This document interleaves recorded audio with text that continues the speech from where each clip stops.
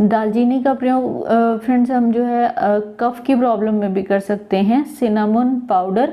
और हनी को आप जो है सुबह शाम आधा टेबलस्पून की मात्रा में प्रयोग करें, जिससे आपको जो बार बार खांसी उठ रही है, रेशा बन रहा है, उस सब में आपको आराम मिलेगा। तो फ्रेंड्स आपने देखा कि जो औषधि क्या हर्ब को, इसको हम सिर्फ अपने किचन का एक स्पाइस